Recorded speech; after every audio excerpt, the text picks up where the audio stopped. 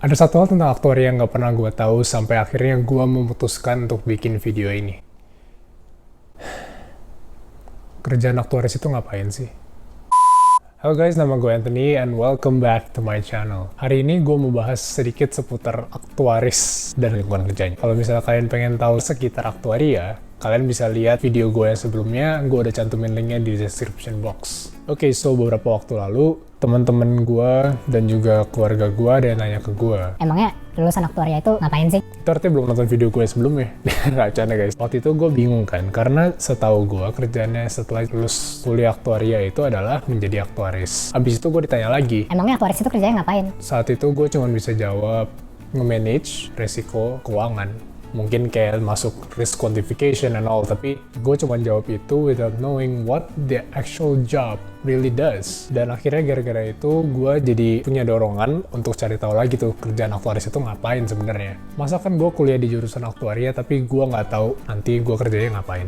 Absurd banget kan. And so I started browsing, gue coba cari-cari tahu tentang kerjaan aktuaris itu ngapain aja, and I find little to no clues about it. Sampai akhirnya gue juga coba cari-cari, gue juga dapet referensi dari temen gue tentang SOA. SOA ini adalah semacam organisasi internasional dari aktuaria. Dan di website Society of Actuaries ini, kalian bisa nemuin bahwa kerjaan aktuaris itu bisa banyak banget. Dari investment manager, bisa ngitung dana pensiun, dan lain-lain. Tapi pada kesempatan kali ini, gue mau fokusnya itu ke satu pekerjaan yang bener-bener melekat dengan aktuaria, yaitu aktuaris itu sendiri. And so, karena gue payah browsingnya, gue nggak nemu apa-apa tentang aktuaris, gue mikir gimana caranya gue bisa dapat informasi tentang aktuaris ini. Dan akhirnya gue kepikiran untuk cari aktuarisnya itu sendiri. Dan gue jadi mulai bisa tanya-tanya tuh tentang kerjaan aktuaris itu gimana. So, let me share the information I got with you guys. Okay, first of all, aktuaris itu menurut aktuaris.or.id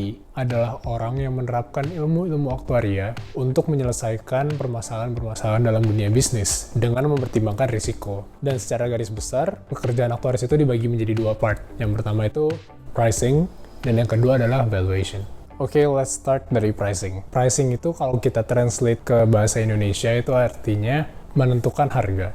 Nah, kalau misalnya dalam dunia aktuaria ini, pricing itu yang dimaksud emang bener nggak jauh-jauh dari nentuin harga, tapi menentukan harga dari premi. Dan premi adalah pendeknya dari premium, yang artinya biaya yang harus dikeluarkan untuk mendapatkan benefit tertentu. Premi ini ditentukan dengan mempertimbangkan tiga hal. Yang pertama adalah markup atau target keuntungan perusahaan, yang kedua adalah kondisi pasar, dan yang ketiga adalah kemampuan target konsumen. Dan selanjutnya, pekerjaan pricing ini juga mencakup yang namanya product design. Produk yang dimaksud di sini bukanlah produk yang bisa kelihatan wujudnya, tetapi lebih ke suatu paket jasa yang berisikan berbagai macam benefit dari perusahaan dan juga cara pembayarannya. Dan selanjutnya adalah valuation.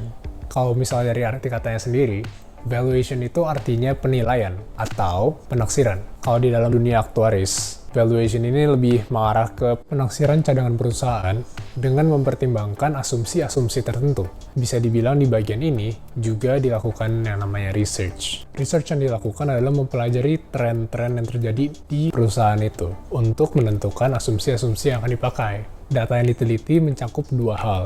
Yang pertama adalah data general, seperti data yang berskop nasional, dan yang kedua adalah data spesifik, yaitu data yang hanya berskop di perusahaan aja. Nah, nantinya dari data ini akan dihasilkan suatu angka yang akan digunakan untuk menaksir cadangan yang perlu dipersiapkan oleh perusahaan. Aktuaris ini sendiri, aktuaris ya, bukan orang yang lulus dari jurusan aktuaria, biasanya bekerja di insurance company atau consulting company. Pada umumnya, aktuaris akan disupport oleh perusahaan untuk mendapatkan sertifikasi aktuaris.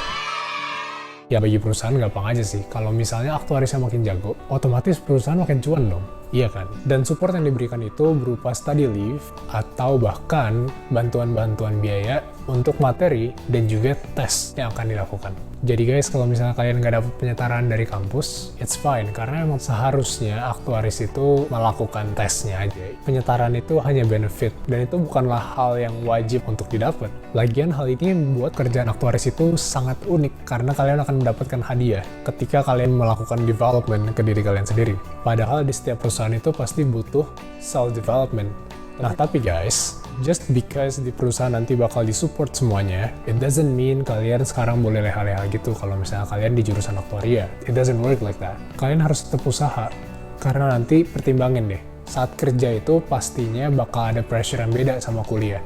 Sekarang aja kita kuliah doang, udah capek. Apalagi kalau misalnya nanti kita kerja dan harus belajar untuk sertifikasinya. Pastinya pressure-nya beda lah sama sekarang. Jadi buat teman-teman yang lagi kuliah dan pengen jadi aktuaris, tetap semangat ya, persiapkan yang terbaik untuk ujian-ujian penyetaraannya.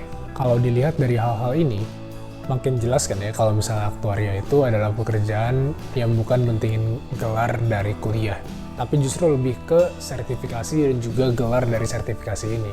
Nah tapi, dalam praktek nyatanya, masih banyak hal-hal lain yang kalian perlu pelajari lagi dalam dunia pekerjaan yang nggak bisa didapetin dari manapun, kecuali kalian udah masuk ke dunia kerja itu sendiri.